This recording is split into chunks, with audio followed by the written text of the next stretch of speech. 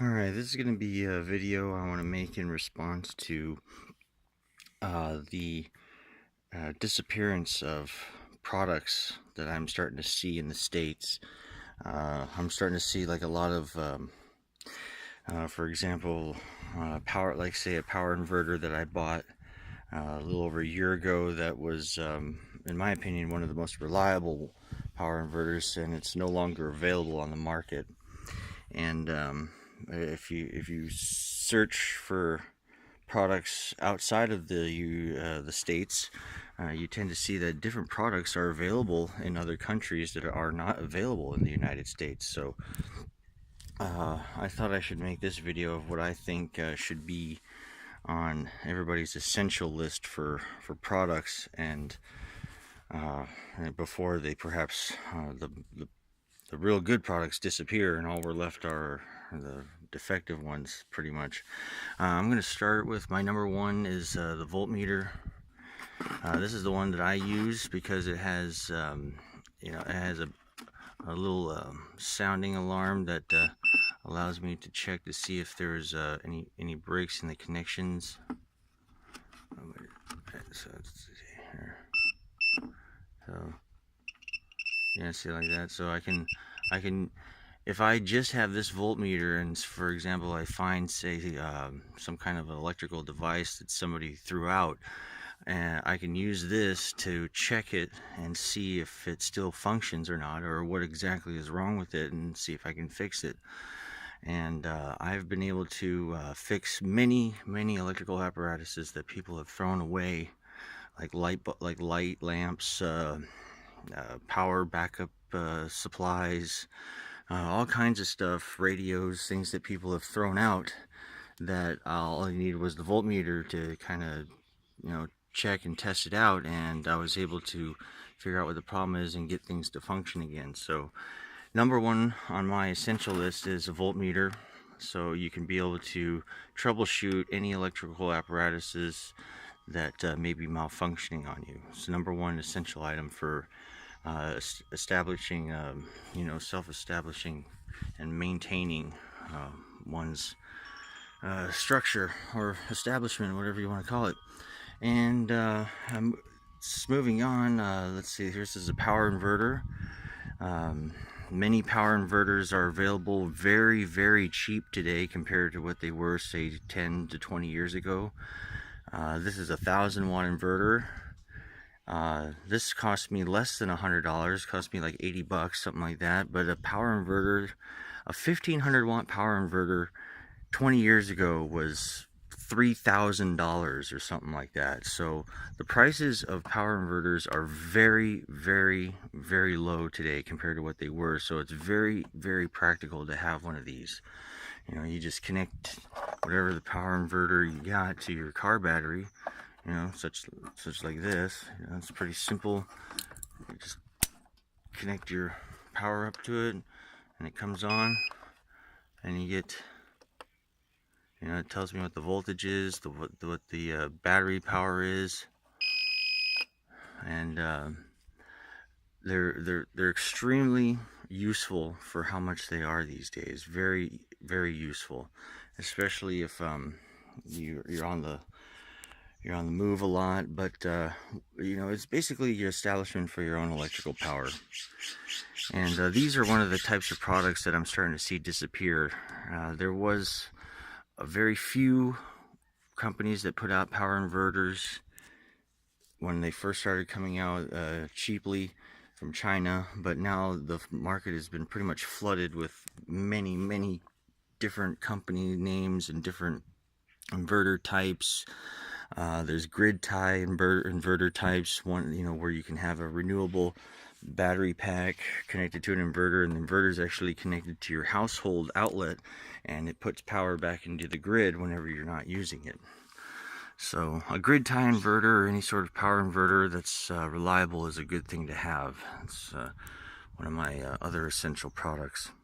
Another one of my essential products is radios.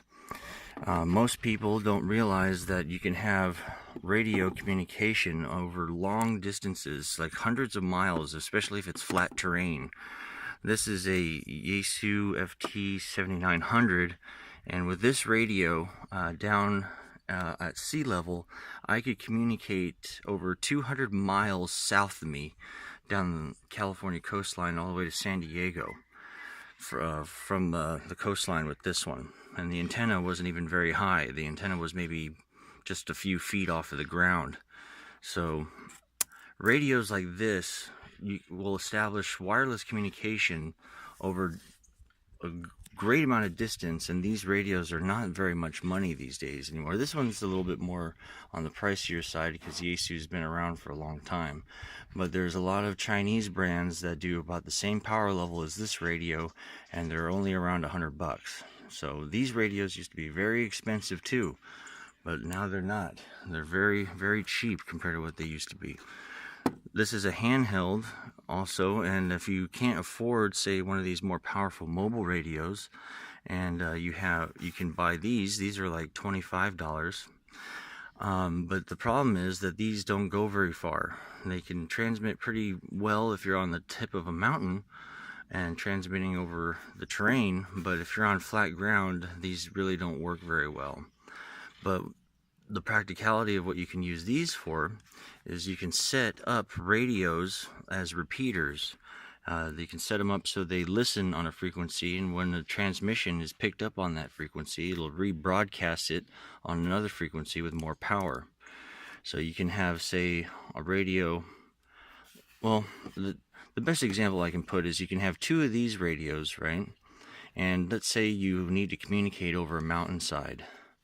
See, what these have are microphone and speaker ports, and if you get the adapter wire, the audio, male-to-male adapter plug that goes into these ports, you can have one of these set up to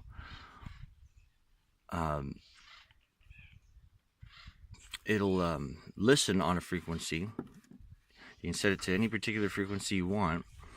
Have a cable go from the speaker port to another radio like this microphone port, and when the one with the microphone port is going to be your rebroadcaster. And what you do is you set the radio's Vox so it'll transmit whenever it picks up anything on its microphone port. So with the first radio listening on whatever frequency you want to listen to, as it picks up something, it'll put audio through the speaker port into the other radio's microphone port, and as the audio is picked up by the voice activation of the radio, it'll rebroadcast on whatever frequency you have the second radio set up to. So you can have basically a two handheld radio repeater site that you can set up at the top of a mountain or top of a hill, and that way all you have to do is transmit to that radio site with these two radios on it, and then it'll rebroadcast over the mountain to whoever you're trying to communicate with. So for, this is $25, so for $50 and however much the cable is, probably like $15 maybe at the most, you can set up your own little radio communication site, and that would release the tether of having to pay a phone company for cell service from a cell site. You basically would be creating your own cell site with radios. So that is my other essential product to have for establishment, because I'm starting to hear that these radios here from China are starting to be outlawed in the States, and these are really good. This is a cheap radio, but it's lasted me quite a long time, and it's been through quite a lot. I've dropped it so many times and it still functions. So good idea to have wireless communication for radios.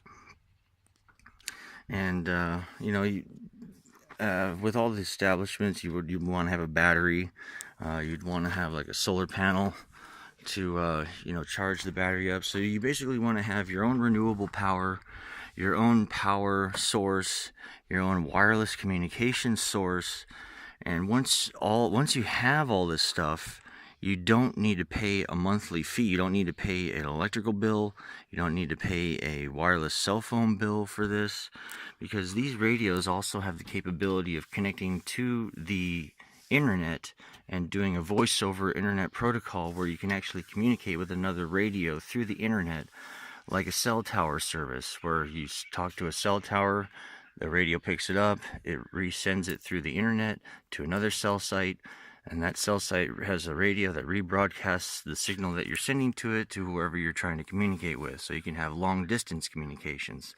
And that's how cell service works. Pretty much you would be creating your own cellular network at this point.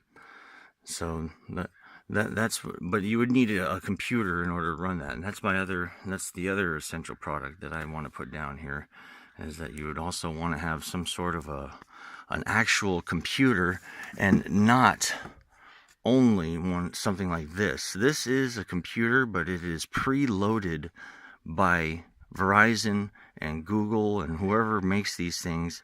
So when they build these things and they sell them to you as and you're classified as to the computer as a user. You have a user account with these products, and the Verizon store, or whoever built it or preloaded it, they're the administrators. If you don't know anything about computers, when you make a computer and you establish an operating system on it for the first time, you have to make a user account for it so you can log in, and I always make myself as the administrator. But the system of control in the States today is they make people user accounts, and they keep themselves, the company, the administrators. So I have my little laptop down here as an example. These laptops are not very expensive these days. I actually got this one for say $35. It's all that I need. It's got a dual processor in it, and it's just got I don't need too much power. When it comes to computer power, I usually leave my personal computer with the tower that I have inside my house is the one that I put more funds into. But this is like my portable computer. I like to use this instead of using these tablets.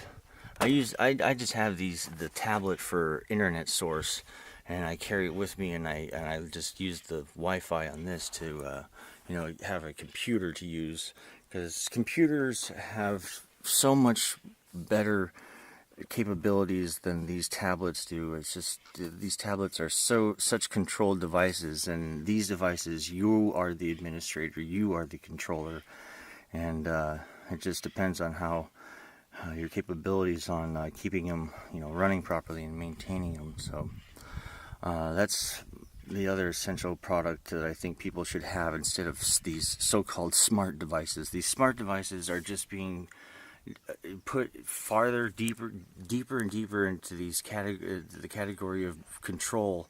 It's just getting ridiculous. I mean, they just do things without you telling you.